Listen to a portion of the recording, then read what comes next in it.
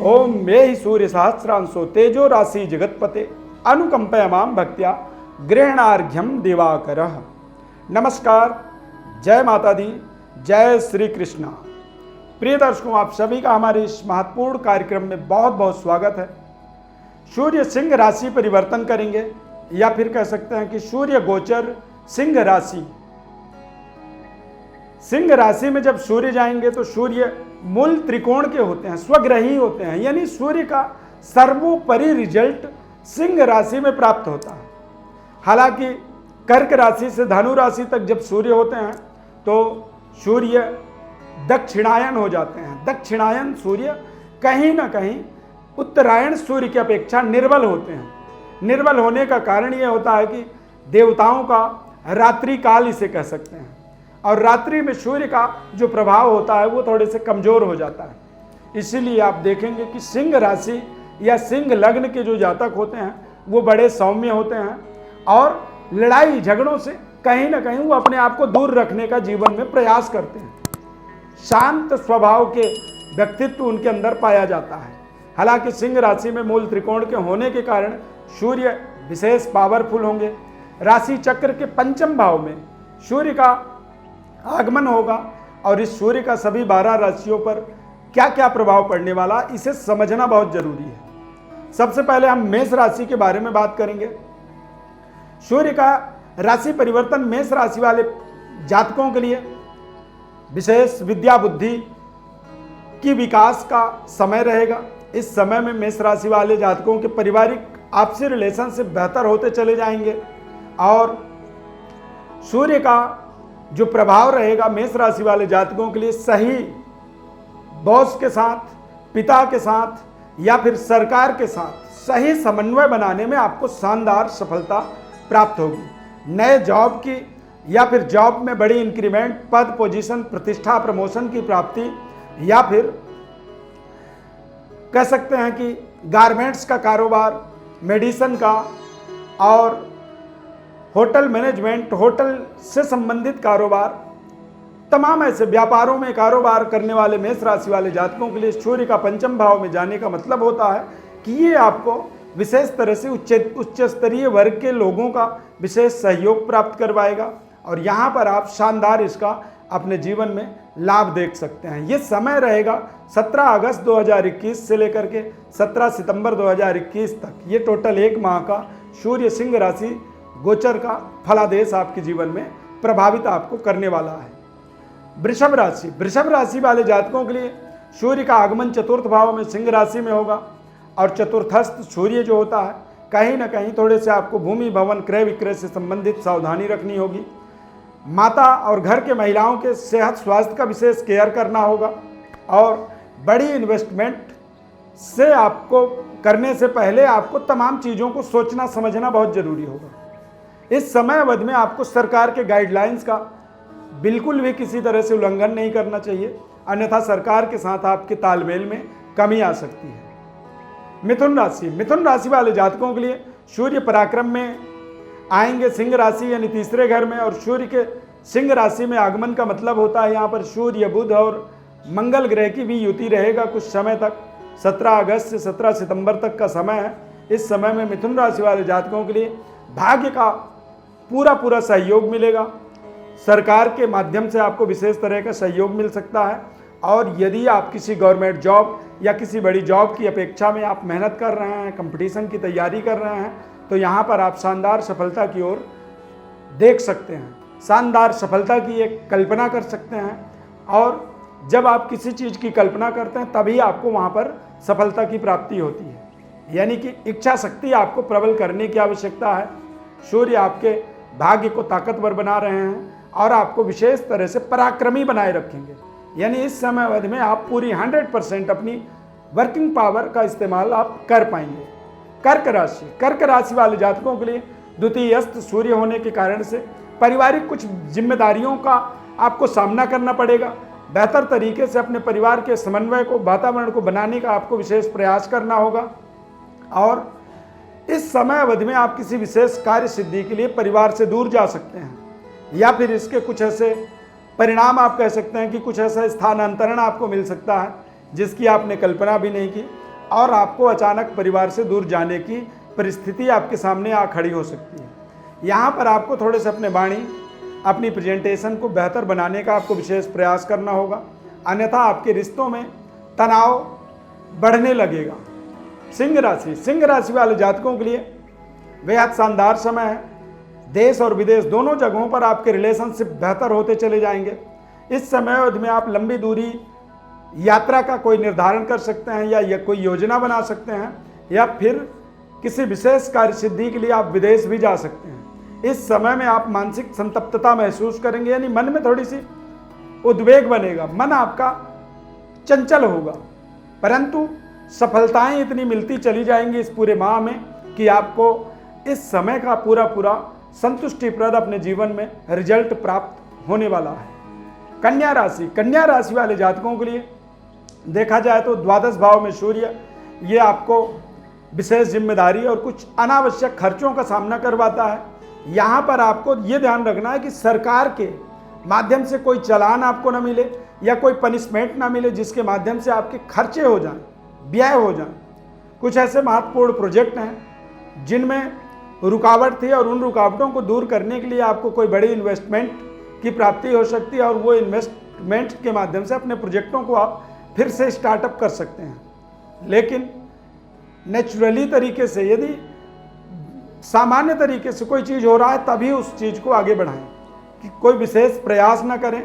अन्यथा इस समय में कोई भी इस तरह का प्रेशर बना करके जबरदस्त तरीके से यदि कोई निर्णय लेते हैं तो हो सकता है कि वहाँ पे कुछ ऐसे टिक्स आपके जीवन में लग सकते हैं जो आपको कुछ समय बाद जब आप उसको समझेंगे तो आपके लिए वो बेहद परेशानियों का कारण बन सकता है। तुला राशि वाले जातकों के लिए लाभस्थ सूर्य का बेहद शानदार प्रभाव, शानदार आपके जीवन में परिवर्तन, बदलाव जीवन का होगा।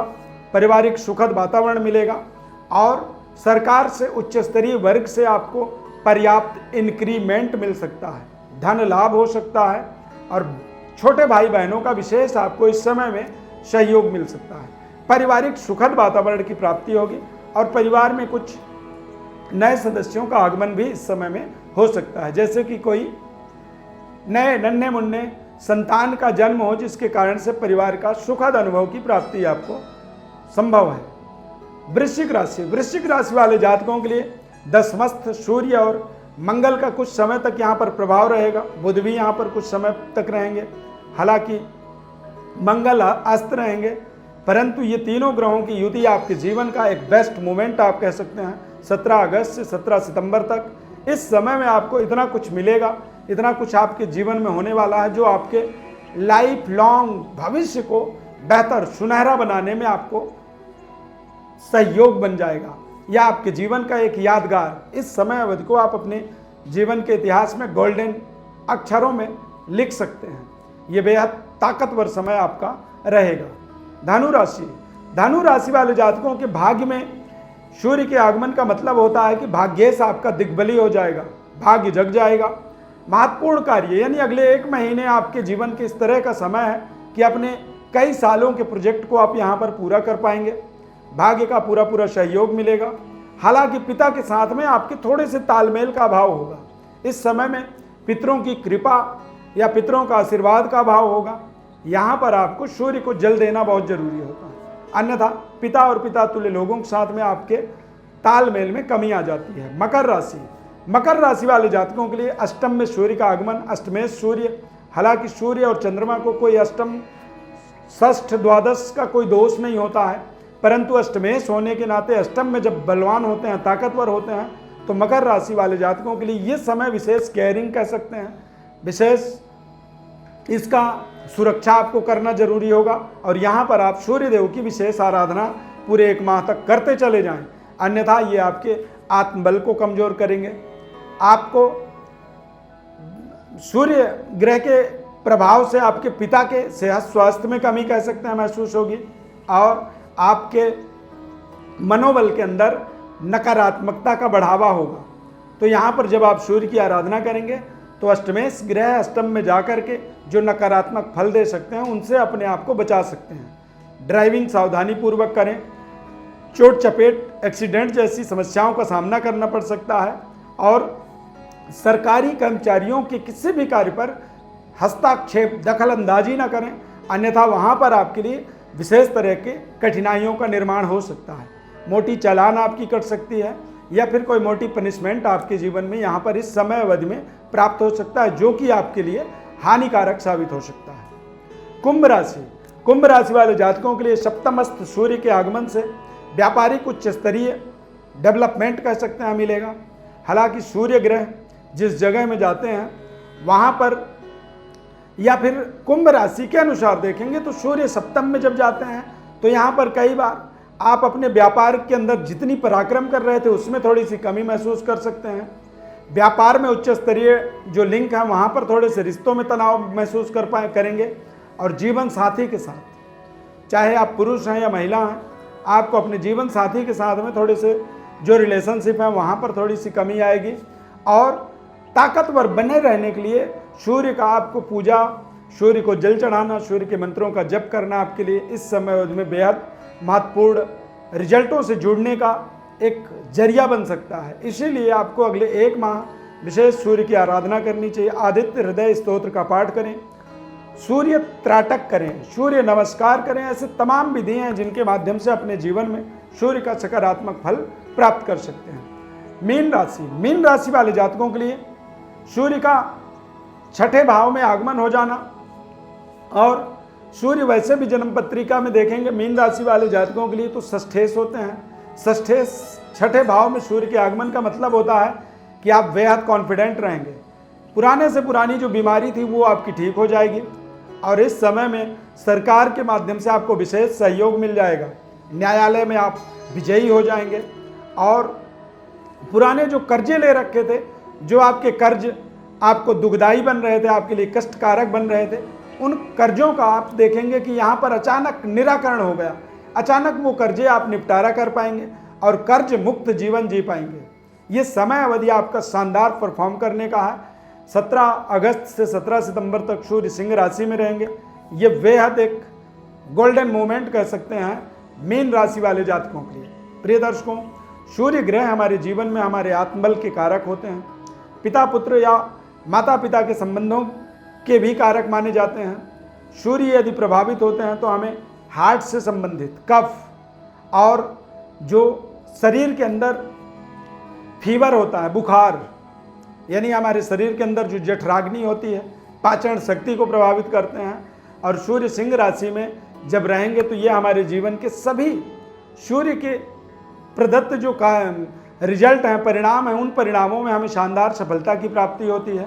हर किसी व्यक्ति को गायत्री मंत्र का जप करना चाहिए, सूर्य को जल चढ़ाना चाहिए, और अपने पितरों को जलांजलि देनी चाहिए, यानी हाथ में जल लें इस तरह से, और तर्जनी और अंगूठे के बीच से ओम पितृदेवताभ्यो नमः इस तरह से 3 बार पितरों को जल जरूर अर्पित करें। जब सूर्य को जल चढ़ाते हैं तो पितरों को भी जल चढ़ाएं, और सप्त ऋषियों को जल चढ़ाएं। ओम भृगु ऋषय नमः, वशिष्ठ ऋषय नमः, विश्वामित्र ऋषय नमः। इस तरह से दोनों हथेलियों के नीचे से, यहाँ से वो जल नीचे गिरना चाहिए, यानी ये ऋषि तीर्थ पर्वत माना जाता है हाथ के अंदर।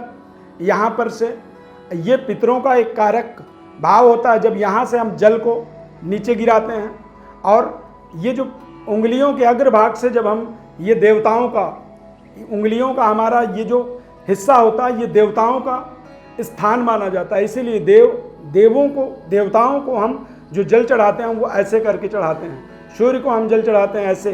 तो इस तरह के नित्य क्रिया यदि अपने जीवन में आप जोड़ेंगे तो मैं आपसे प्रॉमिस करता हूं कि आपके जीवन के सभी प्रकार के नकारात्मक दोष, निगेटिविटी, नकारात्मकता, शत्रुता, और हमारे जीवन का आलस्य, और हमारे जीवन की जो भी एनिमीज हैं, जो भी शत्रुता है, शत्रु बाधा, प्रेत बाधा जैसी महामारी जैसी समस्या, ऐसे तमाम समस्याओं से हमें जीवन में मुक्ति मिलती है, और हम अपने जीवन में निरंतर अग्रसर होते हैं।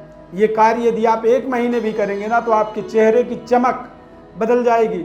आपके चेहरे में एक ब्रह्म वर्चस्व की ग्लो होगी, एक चमक होगी, और वो चमक ही आपको समाज में एक विशेष पद, प्रतिष्ठा, प्रमोशन, इंक्रीमेंट, धन संपदा से संपन्न बनाता है। तो आपका परम कर्तव्य है ऐसे कर्मों को, ऐसे शास्त्रोक्त विधियों को अपने जीवन में इस्तेमाल करें, प्रयोग करें और अपने जीवन को मंगलमय बनाएं। हमारे चैनल को आप सब्सक्राइब जरूर करें। आपसे हम प्रॉमिस करते हैं कि आपको विशेष ज्ञानवर्धक कार्यक्रमों से आपको अपने जोड़ते रहेंगे, कुछ ना कुछ महत्वपूर्ण जानकारी आपके जीवन में प्रदान करेंगे। हमारे इस खास कार्यक्रम में जुड़ने के लिए बहुत बहुत धन्यवाद। जय श्री कृष्णा।